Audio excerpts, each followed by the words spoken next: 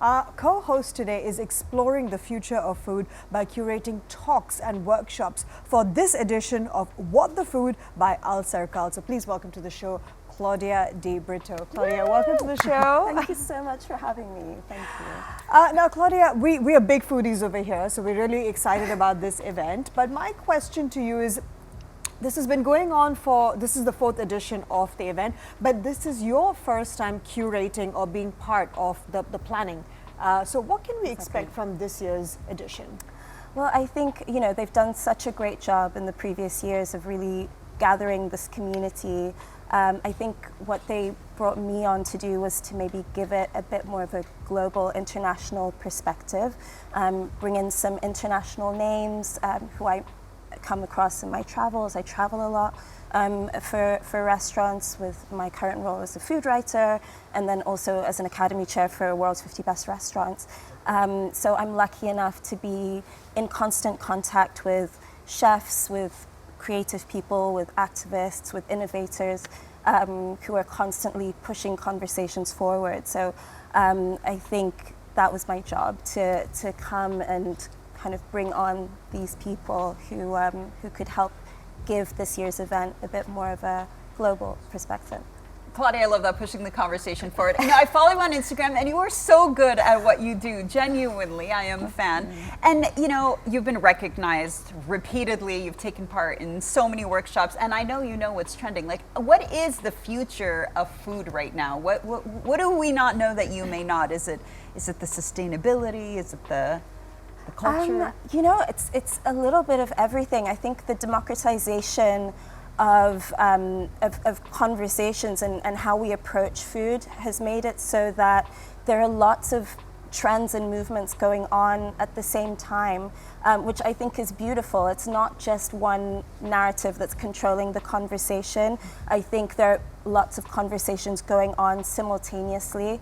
And for me, the interesting thing is kind of the regionality of the food that we're seeing at the moment.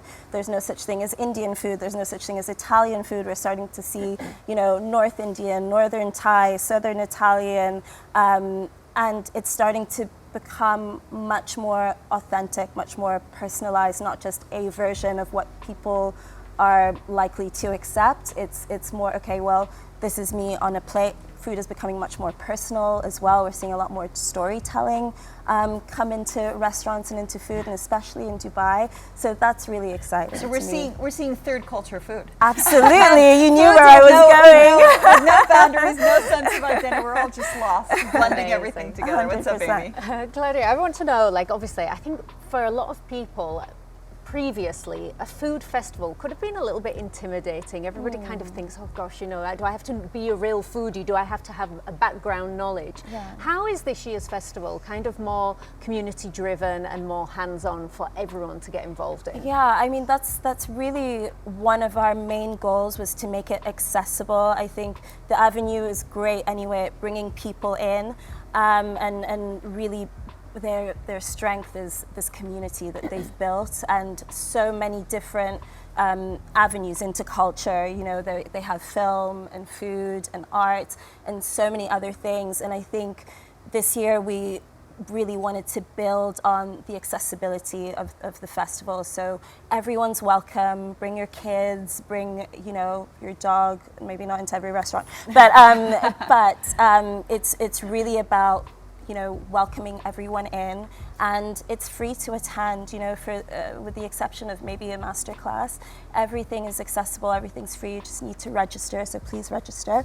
But yeah, it's about really building on this community and really piquing the interest. You never know, the next big chef might be in the audience, so we really wanted to welcome people in this I love year. that, inspiring the next generation of Dubai chefs. I love that.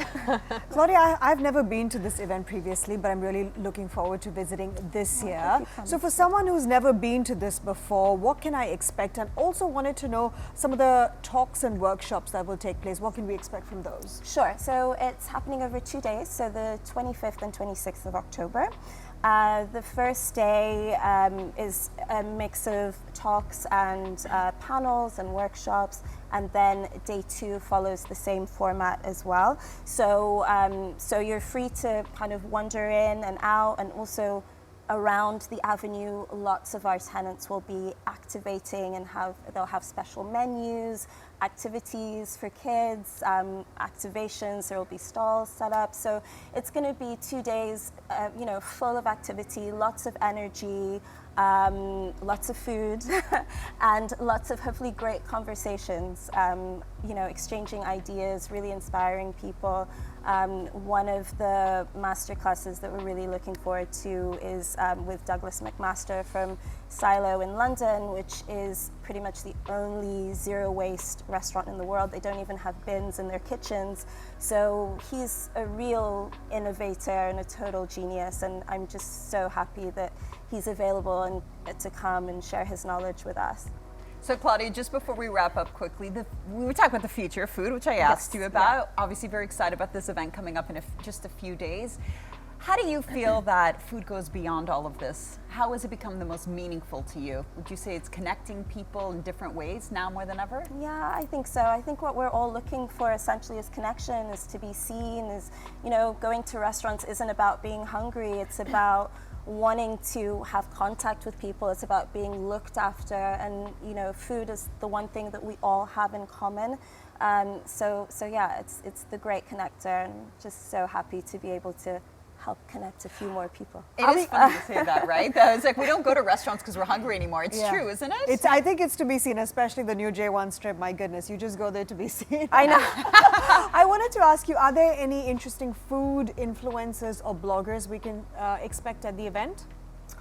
Well, we have, well, I'm not sure if he's an influencer, but we have a content creator called Nadia Nadi, who is an amazing storyteller. I don't know if you guys follow him, but you should all go and follow him immediately after this. He is of a very mixed heritage. I mean, I'm mixed heritage, but he makes me look very boring on paper.